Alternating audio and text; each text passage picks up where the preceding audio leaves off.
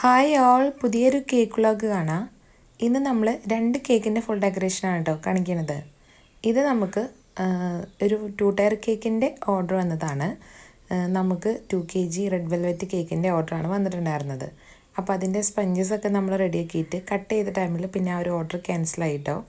അതിൻ്റെ main reason എന്ന് പറയുന്നത് നമുക്ക് ഡെലിവറി ചെയ്യാൻ പറ്റില്ല എന്ന് തന്നെയാണ് കേട്ടോ. അപ്പോൾ നമ്മളെ അടുത്ത് ആദ്യം ഡെലിവറിയുടെ കാര്യം പറഞ്ഞിട്ടില്ല. അപ്പോൾ ഞാൻ വിചാരിച്ചു അവർ വീട്ടിൽ വന്ന് മേടിക്കുന്നുണ്ടാവും എന്നുള്ളത്. പിന്നെ കുറച്ച് കഴിഞ്ഞിട്ടാണ് അവർ പറഞ്ഞത് ഡെലിവറി ചെയ്യാൻ പറ്റില്ല, ഡെലിവറി നിങ്ങൾ ചെയ്ത് തന്നേ പറ്റുള്ളൂ എന്നുള്ളത്. അപ്പോൾ നമുക്ക് അത്രയും ലോങ് ആയതുകൊണ്ട് നമുക്കത് പോസിബിൾ അല്ലാത്തതുകൊണ്ട് ഞാൻ ആ ഓർഡർ ക്യാൻസൽ ചെയ്യുക ചെയ്തത്. അപ്പോൾ ആ ഒരു ടൈമിൽ എൻ്റെ മോൻ്റെ കേക്ക്, ബർത്ത്ഡേ കേക്കാണ് കേട്ടോ ഞാനിപ്പോൾ ചെയ്യുന്നത്. അപ്പോൾ എന്തായാലും ഈ ഒരു സ്പഞ്ചസ് ഉണ്ട്, അപ്പോൾ ഇത് വെച്ചിട്ട് എന്ത് ചെയ്യാമായിരുന്നു എന്നാണ് കേട്ടോ ആലോചിച്ചുകൊണ്ടിരിക്കണേ. അപ്പോൾ അങ്ങനെ പെട്ടെന്ന് നമ്മൾ ഇങ്ങനൊരു കേക്കിലേക്ക് മാറ്റിയാണ് കേട്ടോ ചെയ്തത്. അപ്പോൾ 2 കേക്ക് ഉണ്ടല്ലോ, 7 ഇഞ്ചിലും 5 ഇഞ്ചിലും ചെയ്ത് 4 കേക്ക് ഉണ്ട്. അപ്പോൾ ആ ഒരു കേക്കിനെ ഞാൻ ഈ ഒരു ഷേപ്പിലേക്ക്, ഒരു ഓവൽ ഷേപ്പിലാക്കി എടുത്തതാണ്. അപ്പോൾ ഞാൻ വിചാരിച്ചു ഒരു കുളം ടൈപ്പിലുള്ളൊരു കേക്ക് ആക്കാന്നുള്ളത്. ഇപ്പോൾ എൻ്റെ മോനിക്ക് ഭയങ്കര ഇഷ്ടമാണ് ഈ മീനും കുളവും സ്വിമ്മിംഗ് പൂളും അങ്ങനത്തെ കാര്യങ്ങളൊക്കെ ഇഷ്ടമാണ് കേട്ടോ. അപ്പോൾ ഞാൻ വിചാരിച്ചു ആളുടെ ബർത്ത്ഡേക്ക് എന്നാൽ അങ്ങനെ തന്നെ എന്തെങ്കിലുമൊക്കെ ചെയ്യാമെന്നുള്ളത്. മെയിനായിട്ട് അത് അപ്പോൾ തോന്നിയൊരു ഐഡിയ ആണ് കേട്ടോ. കാരണം അത്രയും കേക്ക് വേസ്റ്റ് ആവാതെ എങ്ങനെ ചെയ്യാമെന്നുള്ളതാണ് ആലോചിച്ചിട്ടുണ്ടായിരുന്നത്. നമ്മളിവിടെ എത്ര കേക്ക് ചെയ്താലും ഇവിടെ കേക്ക് തികയില്ല, കാരണം ഞങ്ങൾ അത്രയും വലിയ ഫാമിലിയാണ്.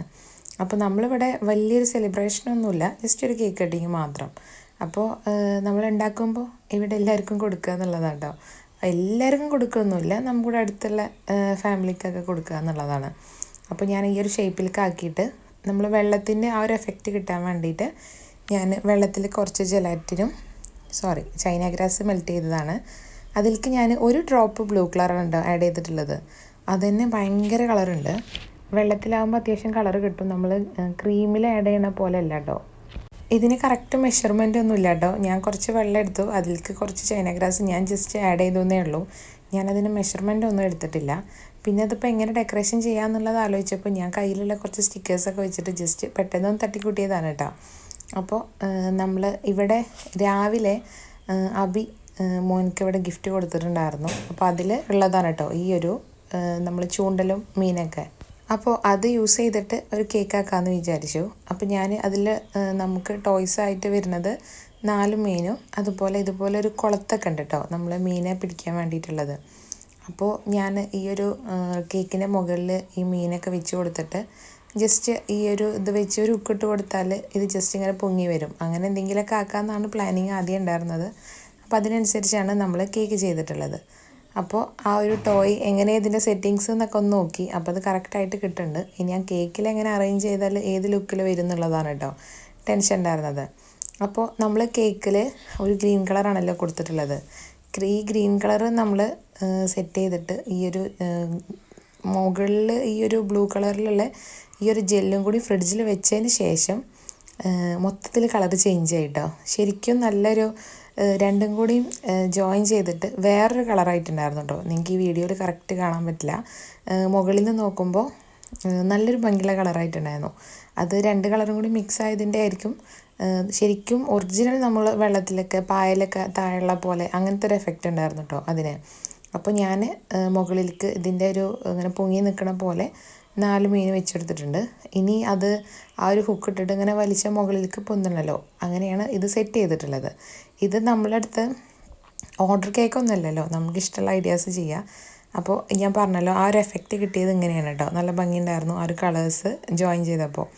അപ്പോൾ ഞാൻ കുറച്ച് വെള്ളത്തിൻ്റെ എഫക്റ്റ് കിട്ടാൻ വേണ്ടിയിട്ട് മുകളിൽ കുറച്ച് വെള്ളം ആഡ് ചെയ്ത് കൊടുത്തു. അപ്പോൾ എന്താ വെച്ചാൽ നമ്മൾ ഈ ഒരു മീനെ താത്തിയ ഭാഗത്തൊക്കെ ചെറിയ ഹോൾ ഉണ്ടായിരുന്നു. അപ്പോൾ കുറച്ച് വെള്ളമൊക്കെ ആ ഹോളിൽ കൂടെ താഴത്തേക്ക് കേക്കിലേക്ക് ഇറങ്ങിയിട്ടുണ്ട് കേട്ടോ. കുറച്ച് വെള്ളം മുകളിൽ നിൽക്കുന്നുണ്ടായിരുന്നു. അങ്ങനെ നമ്മൾ കേക്ക് സെറ്റ് ചെയ്തിട്ടുണ്ടായിരുന്നു.